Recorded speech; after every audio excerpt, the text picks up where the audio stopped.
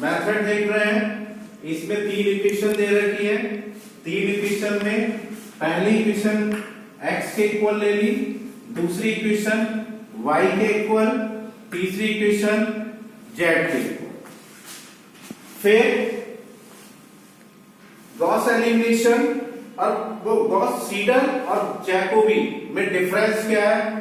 पहले तो इसमें सीडल में आप स्टार्टिंग वैल्यू हमारी y और z चाहिए, ये दोनों वैल्यू 0 लेंगे और इसमें रख करके कैलकुलेट करेंगे, वैल्यू याद रहेगी। फिर जब y1 निकालने पहुंचे तो इसे y1 लिख लिया। अब इसमें x और z की वैल्यू चाहिए, x की वैल्यू करंट वैल्यू और z 0 लगाते हैं तो हमारी y1 की वैल्यू आ गई।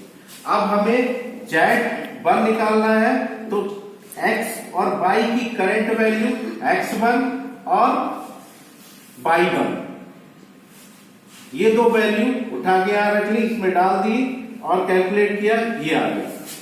ये हमारी फर्स्ट इटरेशन हो गई। सेकंड इटरेशन में अब x1 की जगह x2 लिख लिया और इसमें देखा x और वो y और z की वैल्यू चाहिए तो y की करंट वैल्यू क्या निकली? ये निकली हुई है और z की करंट वैल्यू ये निकली है, तो ये दोनों वैल्यू इसमें रख दी और हमारा आंसर ये आ गया। अब फिर हमने y1 की जगह y2 कर लिया। अब इसमें x और z की वैल्यू चाहिए, z और x की वैल्यू हमने ये करंट वैल्यू ये और z की करंट वैल्यू ये डाल दी। ध्यान से देखो भाई, फिर y2 आ गया। अब z2 निकालना है तो current value of x, current value of y, तो करंट वैल्यू ऑफ x ये आ गई और करंट वैल्यू ऑफ y ये आ गई, यहां पर डाल दी और आंसर निकाल दिया। अब आंसर कब तक निकालेंगे? जब तक ये वैल्यू रिपीट ना हो। फिर थर्ड इटरेशन में x3 ले लिया। अब इसमें x y और z की वैल्यू चाहिए तो y की वैल्यू हमारी करंट वैल्यू ये है और z की करंट वैल्यू ये रही, इससे x3 निकल आया।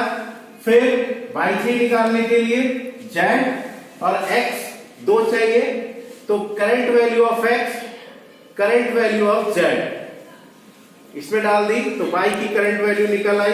अब z की करंट वैल्यू निकालनी है तो यहां पर x और y की वैल्यू चाहिए तो x की वैल्यू ये और y की वैल्यू ये इसमें रख दी, आंसर आ गया 1.926। फिर हमने फोर्थ इटरेशन में देखा कि हमें फिर y और z की वैल्यू चाहिए, y की वैल्यू हमारी ये आ गई और z की वैल्यू करंट वैल्यू ये आ गई, देन आंसर आ गया। अब y की वैल्यू फिर चाहिए, y की वैल्यू में x और z चाहिए तो x की करंट वैल्यू ये और z की करंट वैल्यू ये वाली, क्योंकि z ऊपर है नहीं तो y की वैल्यू निकाल दे।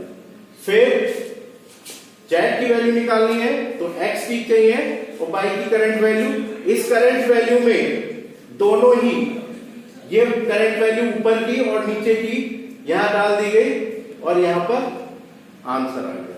अब हमने देखा हमारा आंसर लगभग रिपीट हो गया है, ये भी रिपीट हो गया है, ये भी रिपीट हो गया। चाहे तो एक इक्वेशन आप और निकाल सकते हैं और इसको चेक करने का तरीका जो वैल्यू निकल गया है फर्स्ट इक्वेशन में रख दिया और इसी के अकॉर्डिंग अगर जैकोबी मेथड है तो यहां पर x y और z की वैल्यू 0 करेंगे, जो वैल्यू आ गई यहां x और z की वैल्यू 0 कर देंगे, y की वैल्यू आ जाएगी।